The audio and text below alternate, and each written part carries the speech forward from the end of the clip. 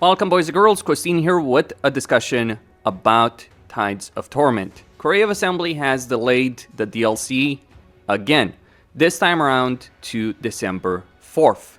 And they've also released the trailer for the DLC as well as a blog on various things that they're planning on doing. Now, what is my personal perspective on this before we get into the details? Well, I think they had to, and it's also worth pointing out that they never gave us a firm release date before. They said they were targeting a late October release date, assuming everything went well.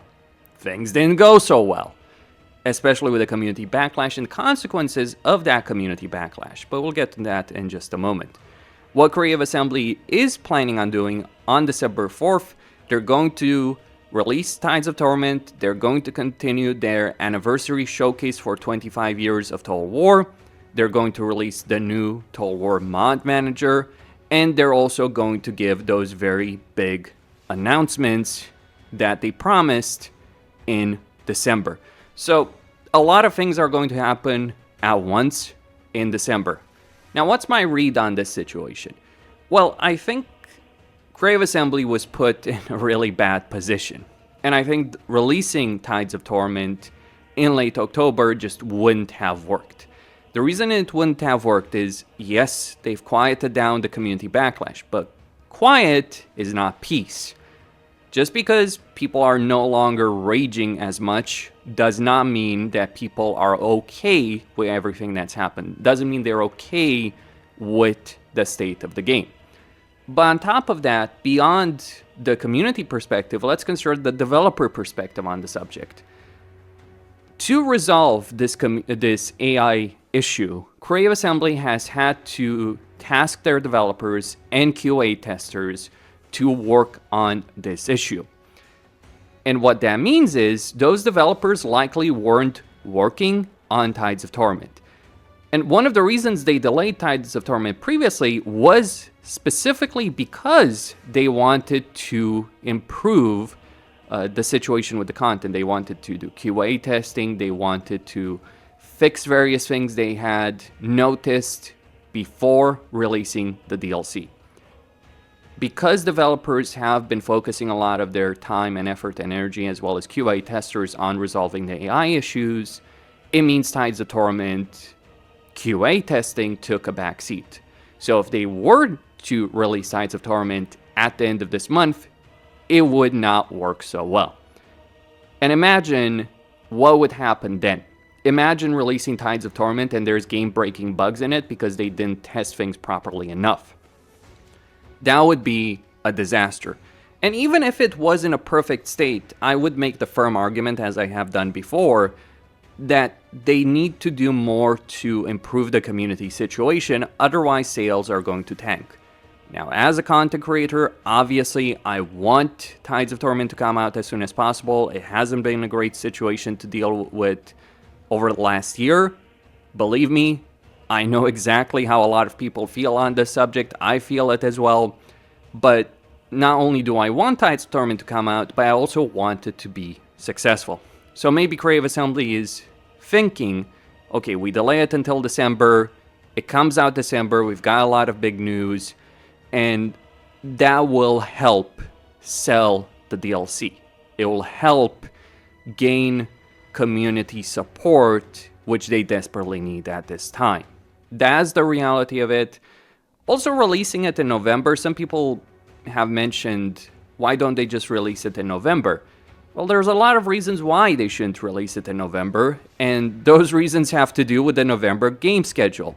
You've got Europa 4, you've got Anno, you've got Call of Duty. Sure, you might ignore Call of Duty, I wouldn't, but you've got various things happening in November. November is a really terrible release schedule because you've got many different things. Releasing any game or content when you're not certain that your game is going to do well within that time period is a recipe for disaster, even if you have a significantly larger fan base. I mean, Call of Duty is certainly not going to do so well, largely because of Battlefield, as well as how the community feels about the next Call of Duty based on pre-release sentiment. So that's a problem for Call of Duty. And understand, Call of Duty is a giant in comparison to everything else. For Total War Warhammer 3, when people are already raging at them, posting a bunch of negative reviews, it would not be the best decision available. So I think they made the right call. I don't think it's necessarily a good decision, but it's the least terrible decision that they have available to them at this time. And look, I argued previously they should delay it because we're aware of all of this. Like, as a content creator, I have to be aware of this. It's my job. On top of that, we also have to talk about the marketing situation. With previous DLCs, or just in general with Total War marketing, Creative Assembly spends roughly a month or so or longer, sometimes less, sometimes more, but generally speaking, either 3 weeks, a month, or longer, marketing DLCs. So that means giving creators access, that means trailers, that means promotional videos, that means arranging things with the gaming media so they get review copies, so they put out reviews at launch. There's a whole thing to be done with this. And that as well got delayed because of the community backlash. Basically, all of that should have started by the beginning of October. Not necessarily creator access, but trailers, marketing information, store page, etc. So that got delayed. So there is no chance of releasing it in October or late October, and releasing it in November carries the issues of a November release. That's why it makes sense for them to do it in December. Controversy aside and delay aside, what did Creative Assembly actually reveal? Well, the more important detail is in the trailer itself. That is a Praeton. So beyond the Kala, beyond Aislinn, beyond Sail, we have confirmation that we are getting a Praeton. It's going to be available for Slaanesh, I think, but it's also quite likely to be available for the Beastmen.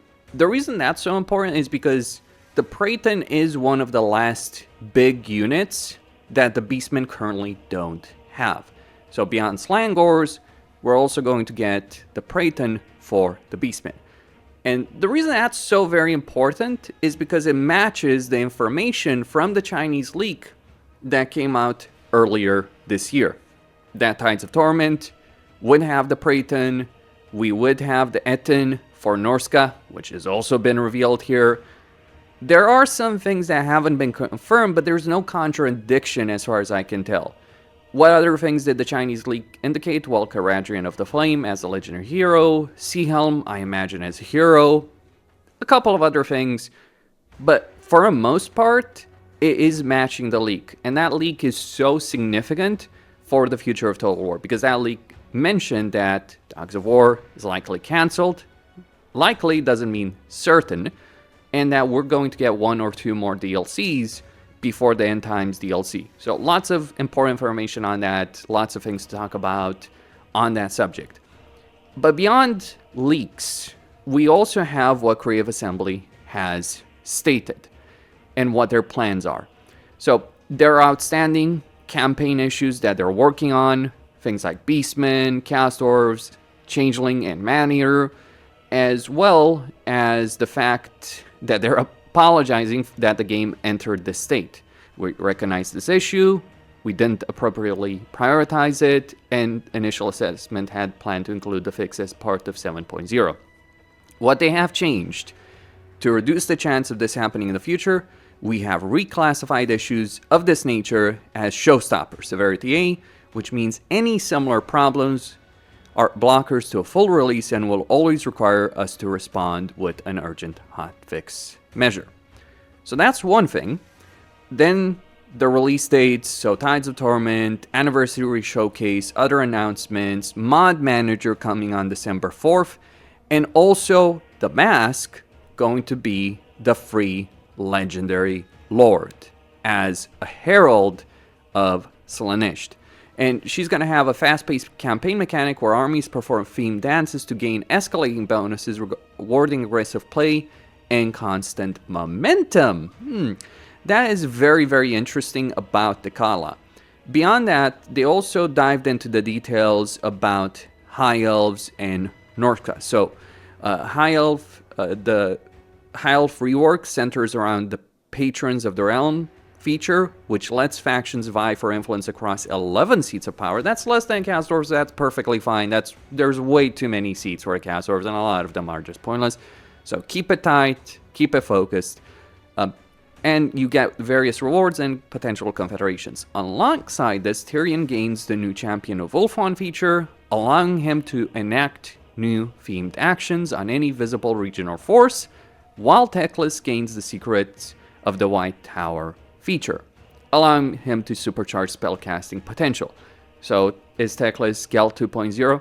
Well, the problem with Teclis is that he should certainly have a campaign where he's going around the world like Oxyatl, so him having magical spellcasting ability is very welcome, but if we're just going to play a campaign in Lustria with Teclis, I'm going to say it outright right now, it's not really exciting, I'm saying that much.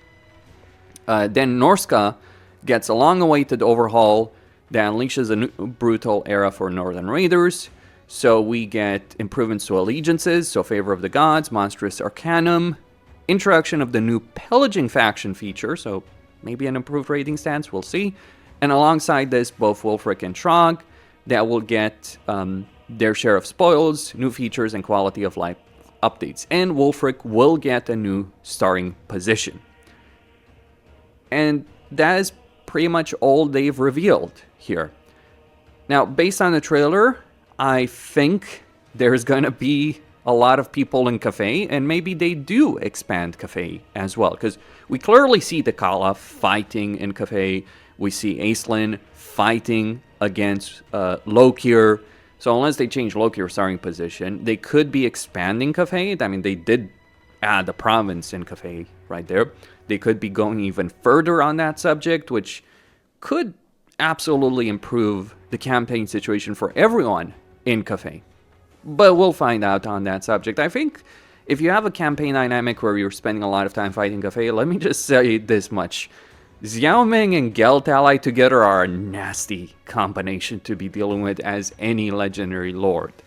So we'll find out how it all plays out for Sale, depend on where he is. We'll find out for the Kala, who I imagine will be in Cathay. I mean, they've been pretty much saying that the Kala is going to be in Cathay. We'll see about the mask as well. That's all I have right now. Christine signing out. Stay tuned for more.